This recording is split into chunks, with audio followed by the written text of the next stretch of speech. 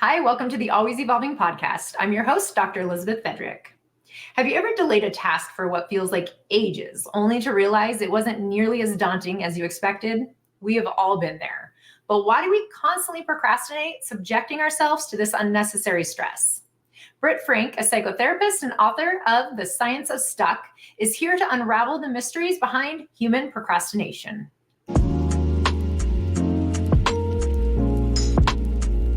It's okay that we don't have it all figured out. We're all just taking it a day at a time. This is Always Evolving with Dr. Liz. Hi, Britt. Welcome to the Always Evolving podcast. Hi, thanks so much for having me on.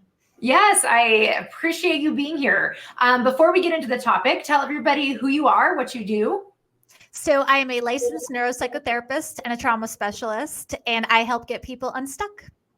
Which is so important because so many of us are so stuck. So we all know what it's like to get stuck. Yes, good work that you're doing. Yeah, what does that mean, stuck? So we get the idea of stuck from this general sense, but what's really going on when we're stuck?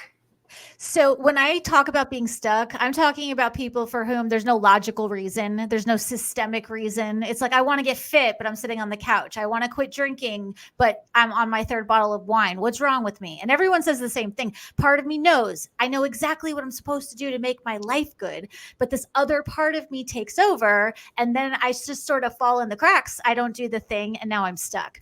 And what's so important for people to know is stuck is not a moral failing. Stuck is not a character flaw. And stuck is not a destination. It's a layover. Our brains get stuck because just like a car, we have a gas pedal and a brake pedal. When the brakes are locked, you're not going anywhere. If you know how to shift, you can drive. Brains are the same.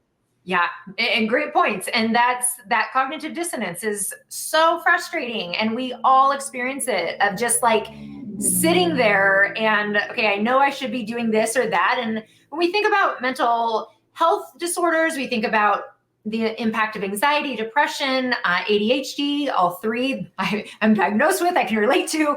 Those most certainly impact the stuckness because we will be, I talk to my friends who also have been diagnosed with ADHD about this as well. Like, we'll be sitting there literally saying in our brains, like, okay, do the thing. And our body's like, nah, I'm good. I'm just going to stay right here.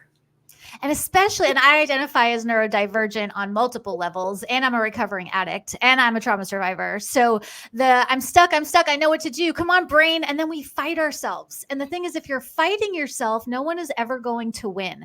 And then that produces shame, which produces cortisol, which produces more stuckness. So rather than asking, why am I stuck? What's wrong with me? Why can't I do the thing? A much better approach is to say, what's something so tiny that I can do right now that it's easier to just do than not do? I call those micro yeses. What am I willing to micro yes? Will get you a lot further, a lot faster than why am I stuck?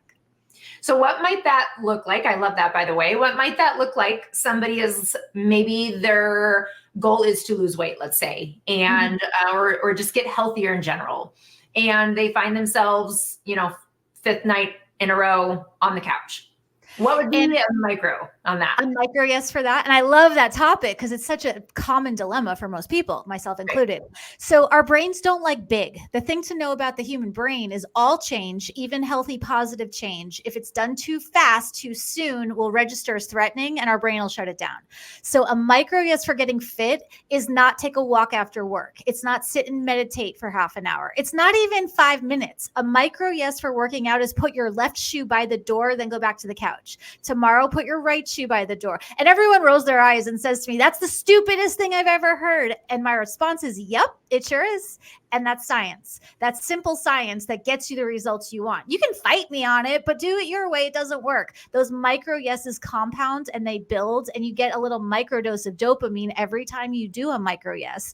And that also compounds. And then before you know it, you're able to access motivation and momentum. But motivation comes after you say yes, not before. Yeah, exactly. Because obviously the motivation is what we're wanting so badly. So like, if I was just motivated, I could do the thing. And I love how you're describing that though, in terms of those small steps, they create an evidence log for us that like, look, you did the thing. And if you did the thing this time, it means you can do the thing next time. Right. But what most people will do is they'll do those micro steps and then beat themselves up. Yeah, great. I put my left shoe by the door, but it's not like I did anything. So I'm just like, in order to gain the benefit of the micro yes, you have to bank the win by not shaming yourself. All you have to do is do the micro yes and then go, yay, I did a thing, and then move on with your day. A micro yes for when I get stuck on a social media loop, like it's late, I need to go to sleep. Just one more video, just one more reel, just one more reel. My micro yes might be I stand up and scroll. And sometimes a micro yes can break a thought loop, but micro yeses you can do in any state. I've done them high on crystal meth. Like you can do a micro yes in almost any condition, which is great news wherever you're stuck. Yeah. Yeah. And breaks you out of that loop, as you're saying. And I know that what you described as a lot of people pushing back on that. And we hear that a lot of people want to tell us why the solution isn't a good option, right? So they're going to throw a lot of barriers in there. And the response to that is what you've been doing hasn't been working, obviously. And so why not just try something different? Like, even if it feels like it's not going to work, even if it feels stupid or embarrassing or any of those things, you've got to pick what you hate more, the problem or the solution. And at some point, you got to try something else. Oh, I could not love that more. Which do you hate more, the problem or the solution? But it's true. And what people don't realize about micro yeses is they don't look like much. You're not going to Instagram live your micro yes, but it sends a signal to your brain that you're still safe. And when we solve for safety, we're able to move further and faster.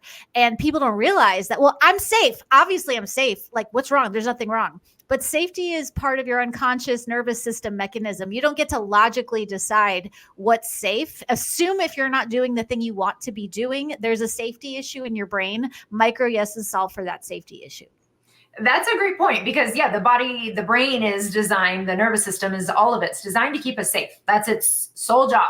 It doesn't really care about a whole lot else. And so when it's sensing like that's really uncomfortable or that's really foreign or that's unfamiliar, it is going to alert us to threat. And then that is such an overwhelming feeling. And so it's easy to say like, what's wrong with me that I can't do the thing? But truly it's how your brain is wired to stop you from doing the thing so you can stay safe. It doesn't, as you're describing, it doesn't know the difference. Exactly. I always say that's how your brain brains. Like, why are you stuck? Because your brain is braining. So rather than spinning on the why, and I say this as a psychotherapist who analyzes the why, like for a living, don't worry about your why at the starting gate. Ask why questions later. When the building's on fire, you don't ask why is it on fire? You look for the exit. So once you get up and running, if you really want to know why you're stuck, go to therapy and figure it out. But you don't need to know why you're stuck to get unstuck. And that's great news about the human brain. I'm very happy about that. Yeah, very good news. So once somebody identifies like, okay, this is my stuckness. What if somebody has, I'm asking for a friend here, has 12 stucknesses, or, like they feel like it's coming up in so many areas. How do you help them to navigate, okay, let's unstick or stuck or, this first thing so that it can then snowball effect? Yeah. And again, we don't need to do everything all at once, and your brain is unlikely to let you do everything all at once. So if you have stuckness in multiple areas, we want to start with what's the easiest place to get a win. It doesn't matter how small, because stuck turns into unstuck the second you get a win. So we have to figure out where's the low-hanging fruit. What is the easiest place where you can make a choice, get to a yes, and take a step? And that's where we start. And those really sticky, troublesome areas, which are usually career, finances, and intimacy for most people, myself included, if you can solve for these other things first, then you're going to get all that good brain juice that will allow you to get to the trickier, stickier places later. Good point. So essentially, I think what a lot of people end up doing is they prioritize. So they say, this is the most important part of my life, so this is where I need to start. And what you're saying is no, because you probably won't create a change in that most important part if you don't start with what is easy first.